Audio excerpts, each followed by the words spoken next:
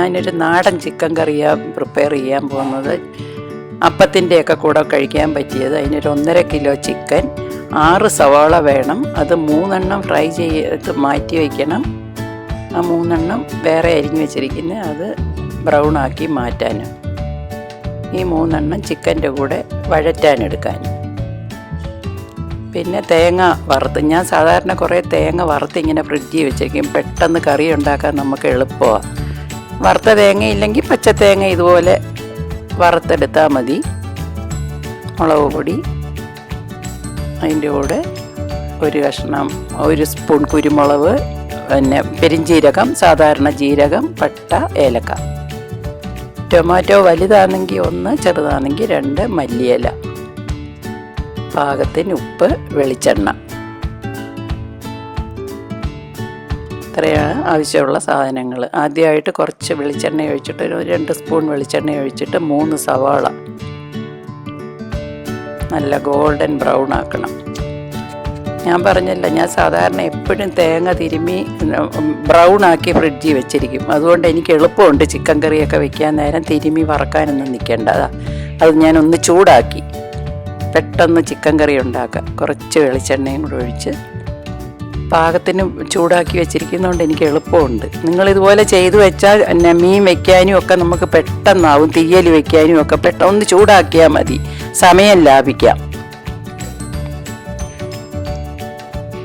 അപ്പം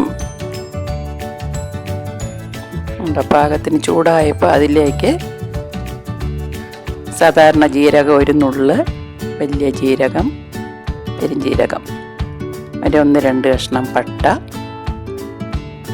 അതൊക്കെ ടേസ്റ്റിനനുസരിച്ചിടാം. ഒരു 5-6 കഷ്ണം, 5-6 ഏലക്ക, കുരുമുളക്, അതൊക്കെ ടേസ്റ്റ് ഇഷ്ടമല്ലാത്തവർക്ക് കുറച്ചിടാം. ഗ്രാമ്പു എല്ലാം ഇട്ട് ഒന്ന് പച്ചമണം ഒന്ന് പോയാൽ മതി. മൂത്ത തേങ്ങയാണെന്നല്ല, ചിക്കന് നല്ല കളറ് വരും. പാകത്തിന് കറുത്തു പോവരുത്. അങ്ങനെ ഒന്ന് ചൂടായാൽ മതി. ചൂടൊന്ന് ആറുമ്പോൾ 3 സ്പൂൺ മുളക് പൊടി. മുളകൊക്കെ കൂടുതൽ വേണ്ടവർക്ക് കൂടുതലിടാം. കുറച്ച് മഞ്ഞൾപ്പൊടി, കരിഞ്ഞു പോവരുത്. ഗ്യാസ് ഓഫ് ചെയ്തിട്ടാണ് ഞാൻ ഇതൊക്കെ ചെയ്യുന്നത്. ഇച്ചിരി മഞ്ഞൾപ്പൊടി ഇട്ടിട്ട് ആ വഴറ്റി വെച്ചിരുന്ന, നേരത്തെ നമ്മൾ 3 സവാള വഴറ്റി വെച്ചതിനകത്തേക്ക് ഈ വറുത്ത തേങ്ങ, പട്ട, ഗ്രാമ്പു, മസാലയൊക്കെ ഇട്ട് വറുത്ത് വെച്ചിരുന്ന തേങ്ങയും കൂടെ ആ ഉള്ളിയുടെ കൂടെ അതാ മിക്സ് ചെയ്ത്, എല്ലാം കൂടെ ഒന്ന് നന്നായിട്ട് മിക്സ് ചെയ്ത്,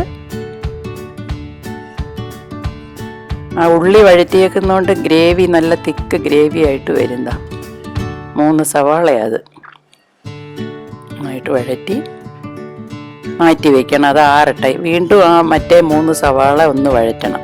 കുറച്ച് വെളിച്ചെണ്ണ ഒഴിച്ചിട്ട്, അത് മൂക്കൊന്നും വേണ്ട, ഒന്ന് നന്നായിട്ട് വഴണ്ടാൽ മതി. വഴറ്റിയിട്ട് അതിനകത്ത് ചിക്കനും പാകത്തിന് ഉപ്പും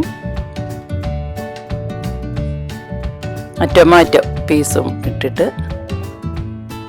ചിക്കൻ പീസും സവാള വഴറ്റിയത്, ചിക്കനും സവാളയും മഞ്ഞൾപ്പൊടിയും ഇട്ടിട്ട് ഒന്ന് വഴറ്റിയിട്ട് നമ്മൾ ആ നേരത്തെ അരച്ച് വെച്ചിരുന്ന തേങ്ങാക്കൂട്ട്, തേങ്ങയും സവാളയും മസാലയും എല്ലാം കൂടെ അരച്ച് വെച്ച ആ കൂട്ട് ഒഴിച്ച് നന്നായിട്ടൊന്ന് ഇളക്കി അടച്ചു വയ്ക്കണം. നാടൻ chicken curry ready. Thank you for watching.